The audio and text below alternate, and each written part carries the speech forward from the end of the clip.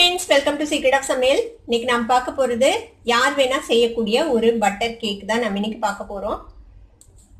இந்த கேக் வந்துட்டு ரொம்ப ஈஸியா செய்யலாம். அது வந்துட்டு கேக் பத்தி எல்லாம் தெரிஞ்சவங்க தான் செய்யணும் அப்படின்னு அவசியம் இல்லை. இது வந்துட்டு யார் வேணா செய்ய முடியும். பிகினர்ஸ் கூட இது ட்ரை பண்ணலாம், கண்டிப்பா நல்லா வரும். எப்போதும் ட்ரை பண்ணும்போது நீங்க வந்துட்டு குறைவான குவான்டிட்டியில வந்துட்டு ட்ரை பண்ணுங்க, நல்லா வருதா அப்படின்னு செக் பண்ணிட்டு அதுக்கப்புறமேட்டு நீங்க வந்துட்டு நிறைய குவான்டிட்டியில நீங்க ட்ரை பண்ணலாம். நான் அப்படிதான் இது வந்துட்டு ட்ரை பண்ணேன். ஃபர்ஸ்ட் ரொம்ப சூப்பரா வந்துச்சு. பாருங்க, ஒரு பீஸ் இதுல கட் பண்ணி வச்சிருக்கேன், நான் உங்களுக்கு காட்டுறேன் எப்படி இருக்குதுன்ட்டு. ஓகே, பாருங்க எவ்வளவு சூப்பர் ஃப்ளஃபியா இருக்கு பாருங்க, நிறைய ஏர் பபிள்ஸோட சூப்பரான பட்டர் கேக் இது. இந்த சூப்பரான பட்டர் கேக் எப்படி செய்யறது அப்படின்னு பார்க்கறதுக்கு முன்னாடி நீங்க என்னோட சேனலுக்கு இப்பதான் முதல் முறையா வரீங்கன்னா இந்த வீடியோ கீழே இருக்கிற சப்ஸ்கிரைப் பட்டனை மறக்காம பிரஸ் பண்ணுங்க.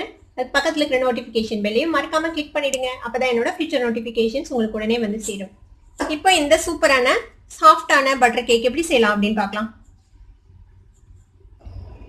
நம்ம இப்போ கேக்குக்கு என்னென்ன வேணும் அப்படின்னு ஃபர்ஸ்ட் பார்த்துடலாம். கேக் ரொம்ப ரொம்ப சிம்பிள் தான், கொஞ்சம் ரொம்ப கம்மியான இன்க்ரீடியன்ஸ் தான் நம்ம யூஸ் பண்ண போறோம் இந்த கேக்குக்கு. என்னென்ன எடுத்து வச்சிருக்கேன் அப்படின்னு சொல்லிடுறேன். இதுக்கு வந்துட்டு மைதா வந்துட்டு ஒரு 100 கிராம் எடுத்து வச்சிருக்கேன். சுகர் வந்துட்டு மிக்சியில் அடிச்சு வச்சிருக்கேன், பவுடர் பண்ணி வச்சிருக்கேன். இது ஒரு 100 கிராம் சுகர்.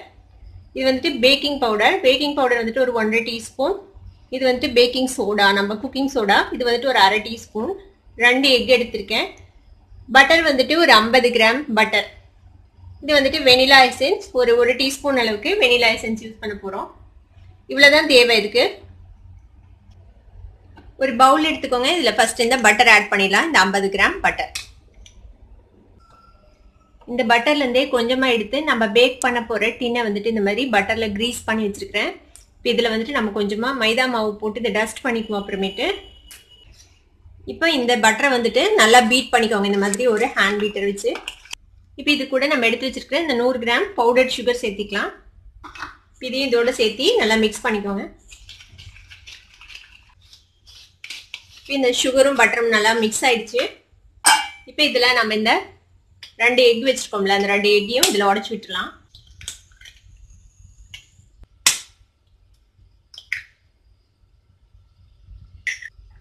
இது கூடவே வெனிலா எசன்ஸ் ஒரு டீஸ்பூன் அளவுக்கு எடுத்து வச்சிருக்கிறேன். அந்த வெனிலா எசன்ஸ் இதோட சேர்த்திக்கோங்க. எப்போதும் முட்டை சேர்த்தின உடனே எசன்ஸ் சேர்த்திட்டிங்கன்னா அந்த முட்டையோட அந்த ஸ்மெல் வந்துட்டு கொஞ்சம் கம்மியாயிருக்கும். உங்களுக்கு கேக்ல வந்துட்டு அந்த முட்டையோட ஸ்மெல் தெரியாம இருக்கும். இதையும் சேர்த்து நல்லா பீட் பண்ணிக்கலாம் நம்ம.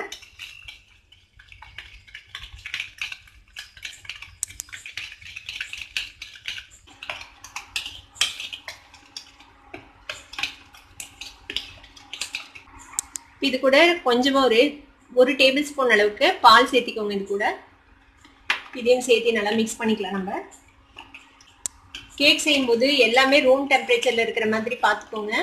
எக்ல இருந்து பட்டர்ல இருந்து எல்லாமே ரூம் டெம்பரேச்சர்ல இருக்கணும். மில்க் எதுவுமே வந்துட்டு சில்லுன்னு இருக்கக்கூடாது, ரூம் டெம்பரேச்சர்ல இருக்கிற மாதிரி பார்த்துக்கோங்க. அப்பதான் ஈவனா எல்லாம் மிக்ஸ் ஆகும். பாருங்க, இது நல்லா பீட் பண்ணியாச்சு.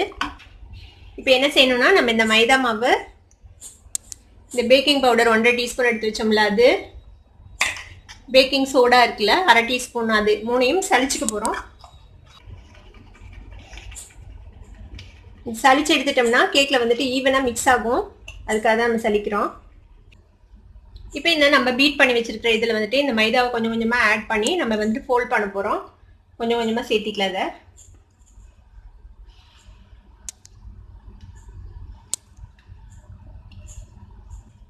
இது மாதிரி ஒரு கரண்டி வச்சு இதை நல்லா ஃபோல்ட் பண்ணிக்கோங்க. இது வந்து ஃபோல்டு தான் பண்ணணும், போட்டு பீட் பண்ணக்கூடாது. அதுக்கப்புறம் மாவு ஆட் பண்ணதுக்கப்புறம்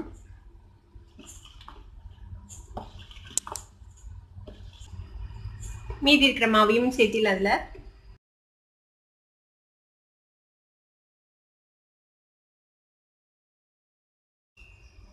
இதையும் இதோட சேர்த்தி ஃபோல்ட் பண்ணிடுங்க.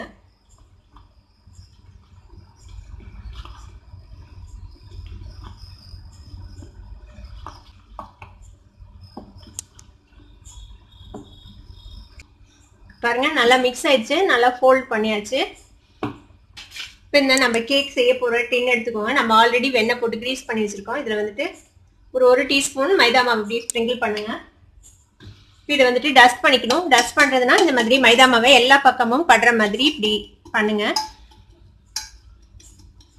வெண்ணெய் இருக்கிறதுனால அந்த மைதா வந்து ஒட்டிக்கும் நல்லா. அதில் லைட்டாக ஒரு கோட்டிங் மட்டும் ஒட்டும். இது எதுக்காகனா கீழே ஒட்டிக்காமல் இருக்கும் கேக், அதுக்காக தான். ரொம்ப பேர்ன் ஆகாமல் இருக்கும் கேக், அதுக்காக தான் செய்கிறோம். இப்போ இந்த எக்ஸஸ் மாவு இருக்குது இல்லை, அதை வந்துட்டு நம்ம கீழே தட்டிடலாம்.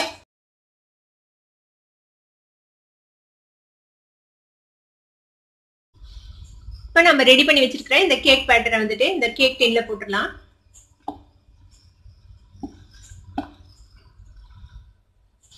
எப்போதும் கேக் டின்ல வந்துட்டு ஆஃப் அளவு இருக்கிற மாதிரி பார்த்துக்கோங்க. பாதி அளவு மட்டும்தான் கேக் பேட்டர் இருக்கணும். அதுக்கு மேலே இருந்துச்சுன்னா மேலே ரொம்ப பொங்கி வந்துடும் கேக்கை, அப்புறமேட்டு வெளியில எல்லாம் வலிஞ்சிரும். அதனால கொஞ்சம் கம்மியாவே போட்டுக்கோங்க. கேக் டின்ல போட்டாச்சு. இதை வந்து லைட்டா அப்படி டேப் பண்ணி, நான் இங்க ஒரு பேன்ல வந்துட்டு மணல் போட்டு வச்சிருக்கேன். இந்த மாதிரி என்கிட்ட மணல் இருந்தது, அதனால மணல் போட்டிருக்கேன். உங்ககிட்ட மணல் இல்லைன்னா ஒன்றும் பிரச்சனை இல்லை. நீங்க இதுக்கு பதிலாக தூள் உப்பு போட்டுக்கலாம். தூள் உப்பு போட்டு இதே மாதிரி பேக் பண்ணலாம். இப்போ இது வந்து ப்ரீ ஹீட் பண்ணியிருக்கிறேன் ஆல்ரெடி. இது நல்லா ஹீட்டா இருக்குது இந்த மணல். இப்போ என்ன பண்ணலாம்னா இதுல ஒரு செப்பரேட்டர் வைக்கணும். ஸ்ட்ரெயிட்டாவே நம்ம மணல் மேல கேக் டின் வைக்க கூடாது. இந்த மாதிரி ஒரு செப்பரேட்டர் வச்சு அதுக்கு மேல நம்ம கேக் டின்னை வந்துட்டு வச்சிடலாம். வச்சுட்டு இந்த மாதிரி ஒரு லிட் போட்டு க்ளோஸ் பண்ணி வச்சிருங்க. இப்போ இது வந்துட்டு ஒரு 20 மினிட்ஸ் ஹை ஹீட்ல இருக்கட்டும். மொத்தமா பேக் ஆகிறதுக்கு வந்துட்டு ஒரு 30 to 35 மினிட்ஸ் ஆகும். ஒரு 20 மினிட்ஸ் இது வேகட்டும். அதுக்கப்புறம் நம்ம செக் பண்ணலாம். பாருங்க, நம்ம வச்சு ஒரு 5 மினிட்ஸ் தான் ஆச்சு. இப்பயே வந்து மேலே கொஞ்சம் எலும்பி வந்திருக்கு பாருங்க கேக்கு. வேகட்டும், நம்ம ஃபைனலாக எப்படி இருக்குது அப்படின்னு பார்க்கலாம்.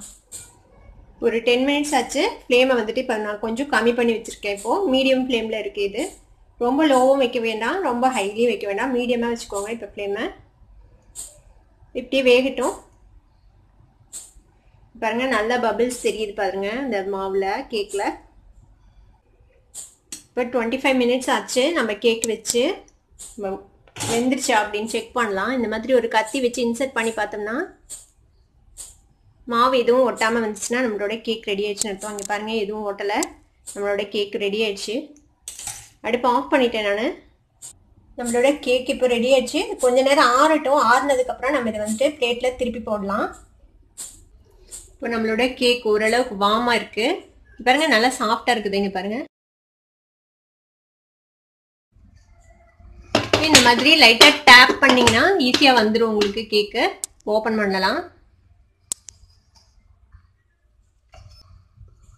பாருங்க, நம்மளோட கேக் ரெடி ஆயிடுச்சு. நல்லா சாஃப்டா இருக்குது பாருங்க. இப்போ நம்ம இதை கட் பண்ணி பார்ப்போம்.